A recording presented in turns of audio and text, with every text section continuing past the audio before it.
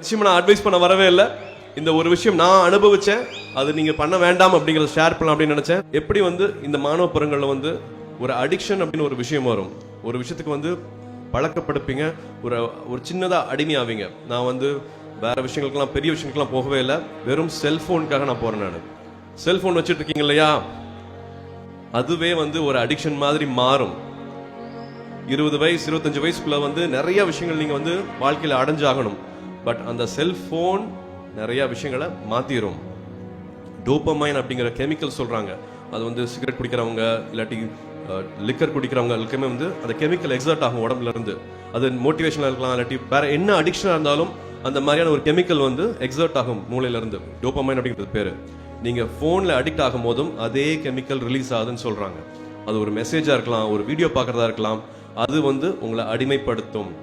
ரொம்ப நேரம் தயவு செஞ்சு அந்த செல்போனுக்குள்ள போய் மூழ்கிறாதீங்க. யாராவது சிகரெட் பிடிச்சா தப்பா சொல்லுவாங்க, தண்ணி அடிச்சீங்கன்னா தப்புன்னு சொல்லுவாங்க. எல்லாருக்குமே ஒரு லிமிடேஷன் இருக்கு, ஒரு ரெகுலேஷன் இருக்கு. செல்போன் எவ்வளவு நேரம் யூஸ் பண்ணலாங்க இருக்கு, ரெகுலேஷன் கிடையாது. ஆனா அதுக்கு நீங்க அடிமையாக முடியும். நீங்க பெரிய பெரிய வெற்றி அடையாம இருக்கிறதுக்கு அது ஒரு தடையா இருக்க முடியும். ரொம்ப நேரம் செல்போன்ல டைம் ஸ்பெண்ட் பண்ண வேண்டாம். சொந்தக்காரங்களே பாத்தீங்கன்னா அந்த போனை ஒரு 2 நிமிஷம் புடிங்கிட்டீங்கன்னா அவ்வளவுதான், உலகமே அழிஞ்சிட்ட மாதிரி அந்த குழந்தை அழுக ஆரம்பிச்சிருது. என்னன்னே தெரிய மாட்டேங்குது. ஒரு பையனோ பொண்ணோ, சின்ன பையனோ பொண்ணோ, நிறைய பேரண்ட்ஸ்ல நான் பார்க்கும்போது ரொம்ப ஆக்டிவா இருப்பான். அந்த பையன் பாத்தீங்கன்னா ஹைப்பர் ஆக்டிவ் இல்ல, அந்த பொண்ணு பாத்தீங்கன்னா ரொம்ப ஹைப்பர் ஆக்டிவா இருக்கும். அவங்களை கண்ட்ரோல் பண்றதுக்கு என்ன பண்றாங்க, இந்த செல்போனை ஒரு டூலா யூஸ் பண்ண ஆரம்பிச்சிட்டாங்க. நிறைய பேர் செல்போன் எப்படி டூலா யூஸ் பண்றாங்கன்னா, அந்த போனை எடுத்து அவங்க கையில கொடுத்துட்டு ஒரு கேமை போட்டு கொடுத்துட்டு நீ விளையாண்டுட்டுறான்றாங்க.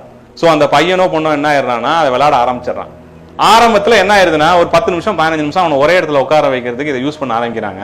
நாடகத்துல அந்த பையன் அடிக்ட் ஆயிடறான். இப்ப இதுல யார தப்புன்னு சொல்லுவீங்க? அந்த சின்ன பையனுக்கு செல்போன் என்னன்னு தெரியுமா? சின்ன பையனுக்கு அந்த செல்போன்னா என்னன்னே தெரியாது. பேரண்ட்ஸ் என்ன பண்றாங்க, அதை மோட்டிவேட் பண்ணி போனை கையில கொடுக்குறாங்க. அவன் ஒரு 10 நாள் 15 நாள் விளையாட ஆரம்பிச்சோன்னா அந்த கேமோட இன்ட்ரெஸ்ட் அதிகமாகி அவன் அதுல அடிக்ட் ஆயிடறான். அதுக்கப்புறம் வளர வளர என்ன பண்றான், போனை கொடு, உன்கிட்ட போனை நீ அதிகமா போனை யூஸ் பண்ணிட்டு இருக்க அப்படின்னு சொல்லும் போது அவன் அதுல அடிக்ட் ஆனனால அவன் சண்டை ரொம்ப ரிபலியஸ் ஆகிறான். ரொம்ப மைண்டே மாறி போகுது. அவனோட கான்சென்ட்ரேஷன் ரொம்ப கொடுது. சொன்ன மாதிரி படிப்புகள்லாம் ரொம்ப பெருமளவுல பாதிக்கப்படுது. செல்போனை நோண்டிட்டு இருக்காது, நோண்டிட்டே இருந்தா எப்படி படிப்போம்?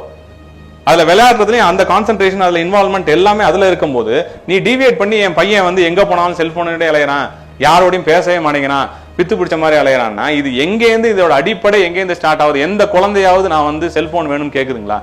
5 வயசுக்கு உட்பட்ட குழந்தைங்க கையில நீங்க நிறைய ஃபேமிலியில் நீங்களே பஸ்ல போகலையோ ட்ரெயின்ல போகலையோ பார்த்திருக்க முடியும். எல்லாம் போனை கையில வச்சுட்டு அந்த பொண்ணு சின்ன பையனோ விளையாட ஆரம்பிக்கிறாங்க.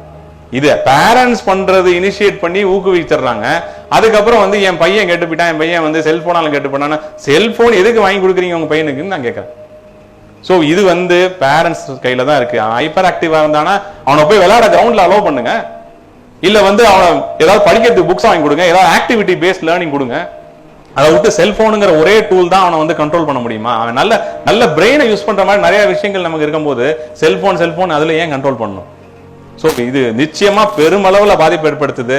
குழந்தைங்க முக்கியமா என்ன ஆகுதுன்னா, இப்பெல்லாம் முந்தியெல்லாம் 40 வயசுல கண்ணாடி போட்டுட்டு இருந்தோம். இன்னைக்கெல்லாம் இந்த செல்போனோட பவர் இப்படி பார்க்கறனால 10 வயசு 15 வயசு 13 வயசு எல்லா ரகத்துலயும் கண்ணாடி போட ஆரம்பிச்சிட்டாங்க. இது நீங்க போய் எந்த டாக்டர் ஆனாலும் கேட்டுங்க, இதுதான் ரியாலிட்டி.